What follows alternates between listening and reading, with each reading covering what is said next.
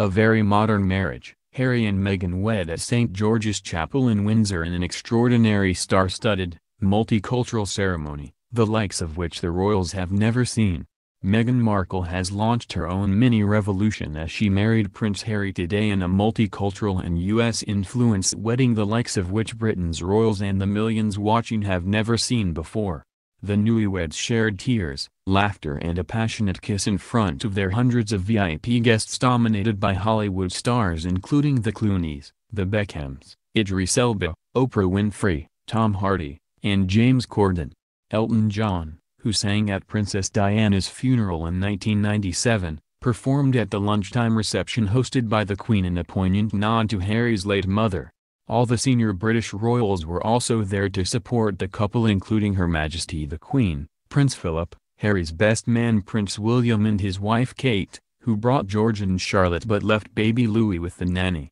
Today Meghan became the first mixed-race member of the royal family in an extraordinary journey for a girl born in LA to a white father and African-American mother who fought her way through the tough world of show business to land the plum role in the TV series Suits.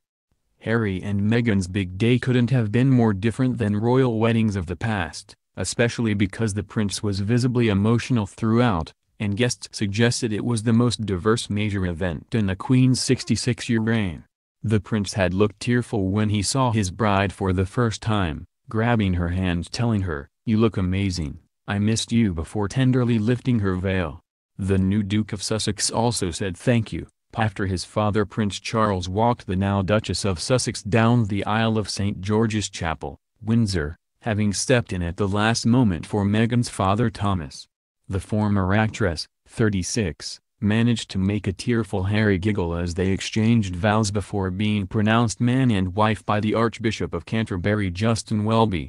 Despite being an Anglican church service, it had a distinctly American feel, with a U.S. bishop delivering a passionate address that appeared to make some royals snigger and a gospel choir filling the chapel with music from Ben E. King and Etta James. But there was also much of the great British pageantry that royal fans around the world love, all set in the fairy tale surroundings of Windsor Castle on a stunning May spring day.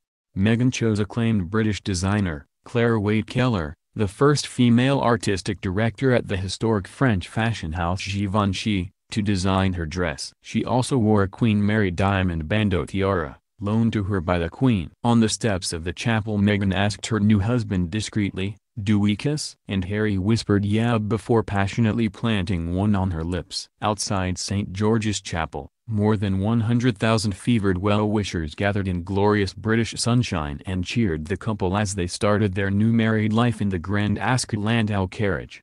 Meghan waved and smiled to the crowds and said wow to her new husband while, in his inimitable style, he said back, "I'm ready for a drink now." As the newlyweds were swept through Windsor greeting huge crowds waving Union flags, the VIP guests were taken up to the castle for a lavish lunch and drinks hosted by the Queen. Guests praised the relaxed atmosphere and diverse feel. Sarah Ferguson, ex-wife of Prince Andrew, said, "I have had a lovely day and it is wonderful to see so many people out for this lovely occasion." The newlyweds had emerged from St. George's Chapel to loud cheers from the crowd this afternoon. Stopping at the top of the stone steps, the pair shared a kiss to the delight of onlookers. The couple were waved off and watched by members of the royal family as they left in an open-top Ascot Landau for a carriage procession through Windsor. Prince George and Princess Charlotte, the oldest children of the Duke and Duchess of Cambridge, did not follow Harry and Meghan as they made their way back up the aisle. Instead, the youngsters held their parents' hands as they made their way out of the chapel. Mike Tindall was seen rubbing heavily pregnant wife Zara's bump as the congregation waited for Harry and Meghan to sign their register. Mr. and Mrs. Tindall are expecting their second child. Few things illustrated the disparate cultural beginnings of bride and groom better than the religious figures who appeared at their wedding. Archbishop of Canterbury Justin Welby officiated with the measured solemnity common to Church of England services, while Chicago-born Bishop Curry riveted the congregation with a fiery delivery of his Power of Love address. His speech touched on issues including slavery and poverty, even channeling the spirit of another celebrated black orator, civil rights leader Martin Luther King Jr.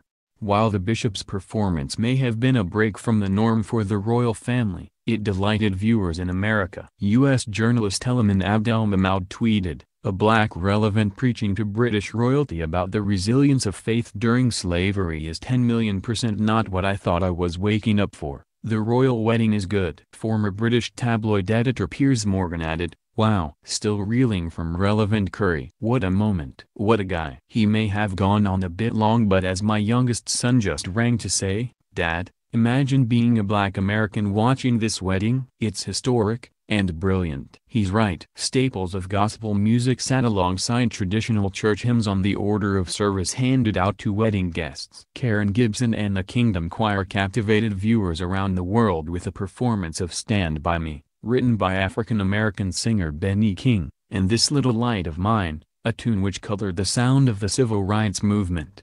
Many wrote online that the performance had reduced them to tears. Ms. Gibson later told Sky News, "Both of those are gospel staples, you know. They are very well known. Etta James has done this arrangement. We really enjoyed it. We really rocked up to that one, you know. It was great fun." Praising the address of Bishop Curry, she added, "It's what we're actually used to. That's the flavor of preachers we're used to. So we were getting very excited." As the couple slipped away for the signing of the register during the service, another talented black musician, Sheku Kana Mason, took center stage.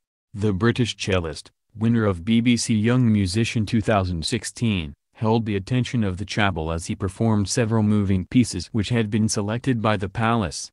The 19-year-old later told the broadcaster, "It's such an honor and it's something that you could never expect. I still don't quite believe it, so it's just an amazing experience." Meghan's mother Doria Ragland smiled at the Prince of Wales and took his hand as they joined the newlyweds in one of the chapel's transepts to privately record their marriage.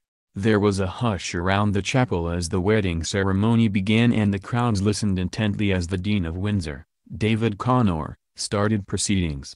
The silence was only broken by the rumble of aircraft passing overhead and the odd champagne cork popping. The crowd in Horseshoe Cloister shouted a resounding "We will" as the Archbishop of Canterbury posed the question inside St. George's Chapel as to whether the families and friends of Prince Harry and Meghan would support them in their marriage.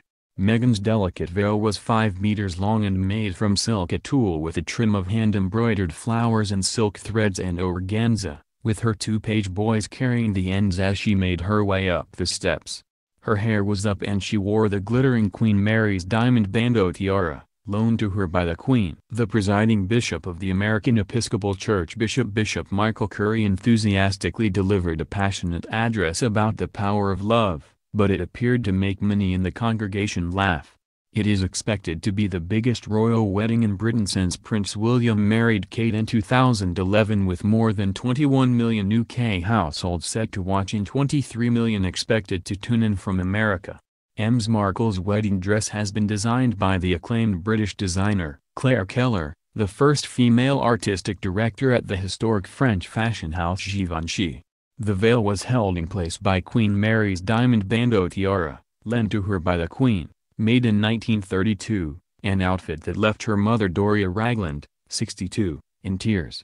Meghan arrived accompanied by 2 page boys who held up her train as she made her way up the chapel's steps alone and entered the chapel by herself, to begin the walk down the altar, before being met by the Prince of Wales.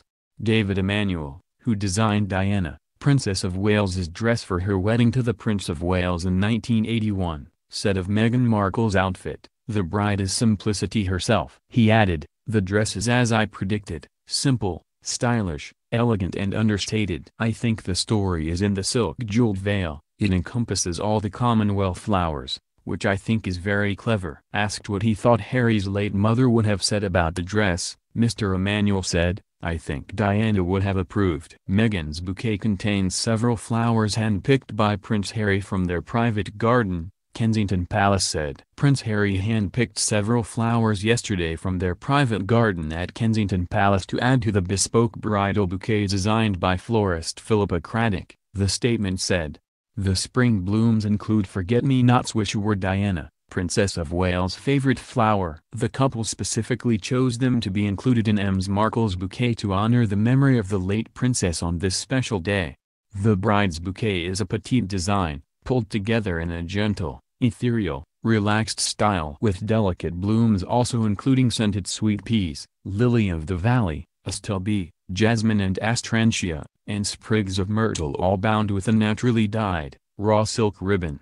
The myrtle sprigs are from stems planted at Osborne House on the Isle of Wight, by Queen Victoria in 1845, and from a plant grown from the myrtle used in the Queen's wedding bouquet of 1947. The tradition of carrying myrtle begun after Queen Victoria was given a nosegay containing myrtle by Prince Albert's grandmother during a visit to Gotha in Germany. In the same year, Queen Victoria and Prince Albert bought Osborne House as a family retreat, and a sprig from the posy was planted against the terrace walls, where it continues to thrive today. The myrtle was first carried by Queen Victoria's eldest daughter, Princess Victoria, when she married in 1858. The Most Reverend Bishop Michael Curry, the first African-American presiding bishop and primate of the Episcopal Church, gave an address titled The Power of Love at the service in St. George's Chapel. He opened his speech with the words of civil rights leader Martin Luther King Jr., who said, "We must discover the power of love, the redemptive power of love, and when we do that, we will be able to make of this old world a new world. Love is the only way." The bishop then added, "There's power in love. Don't underestimate it. Don't even over-sentimentalize. There is power in love." The Episcopal Church is the U.S. offshoot of the Church of England and forms part of the broader Anglican Communion. Meghan was baptized into the Anglican Church, which is headed by Harry's grandmother. Bishop Curry told the service, "There's power in love. Love can help and heal when nothing else can. There's power in love to lift up and liberate when nothing else will." Such power could be seen in this service, he continued, saying, "Two young people fell in love and we all showed up.